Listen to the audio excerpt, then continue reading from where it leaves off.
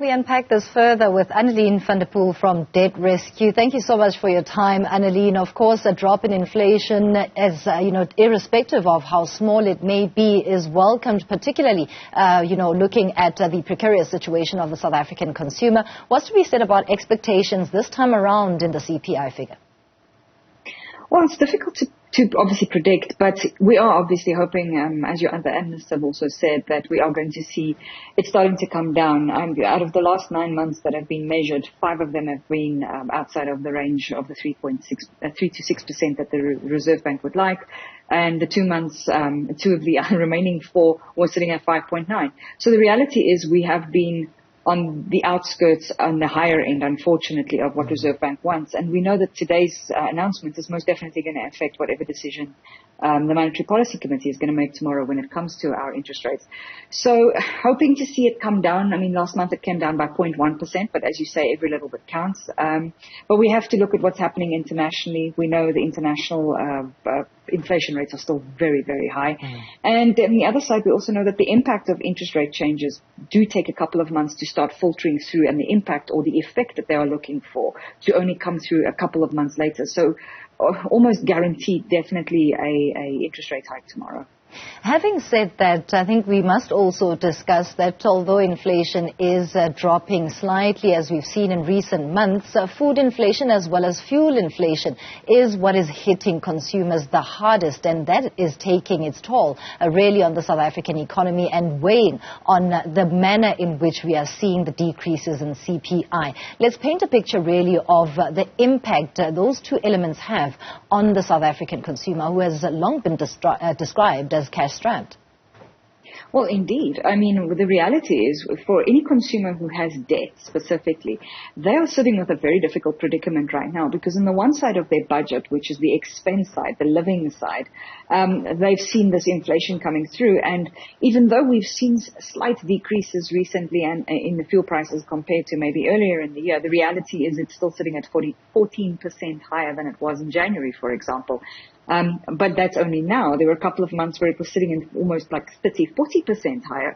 So that has had such an impact on your living side. And then on the other side, they've had the other impact of the interest rates increases. And that means your debt has just become so much more expensive. So the juggling act has become almost impossible. Consumers have made changes to their budgets as far as they can. They've revised living expenses.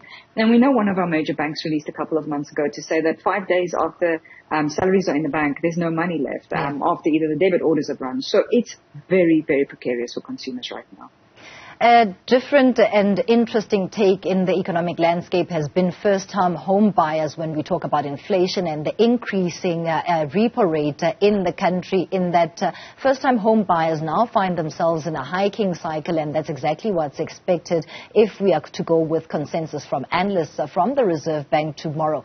How much of a tricky situation has that developed, particularly in the property sector, where a consumer, first-time home buyer, did not anticipate that what they paid for a home last year has exponentially increased to where they find themselves now? Well, indeed. I mean, because a bond is generally the highest form of debt repayment that you'd most likely have and the outstanding balance, the impact of an interest rate hike, whether it be 0.25 or 2.5%, you do feel it in your budget. And it's therefore incredibly advisable, especially for first-time homeowners, is to remember when you are working out your budget and you're calculating your repayments, factor in an additional 1 to 2% interest rates on your installment and make sure that you can still afford that. And of course, all the other things that we have to look at when we purchase property, things like rates, your property taxes, levies, for example, if you're living in a complex and so forth, maintenance on the property. There's a lot of things to factor in, but definitely interest rate hikes are one of those variables. Make provision for it now and make sure that you can afford it in the event that it might happen. Annaline, we get the outcomes of the last Monetary Policy Committee meeting for this year tomorrow, but is there at least a near-term outlook for an ease in interest rates as a hiking cycle that we saw, which started in December last year? Not likely. From everything that the economists are predicting, depending on obviously what kind of hike we're looking at tomorrow, most of them are expecting that we could continue seeing hikes anywhere up until March to June next year still. And hopefully at that point, if going, and then potentially if everything starts turning, it'll come down again. But I think at least for the next 6 months, we are going to continue seeing hikes in the range of between 0.25 and 0.75%.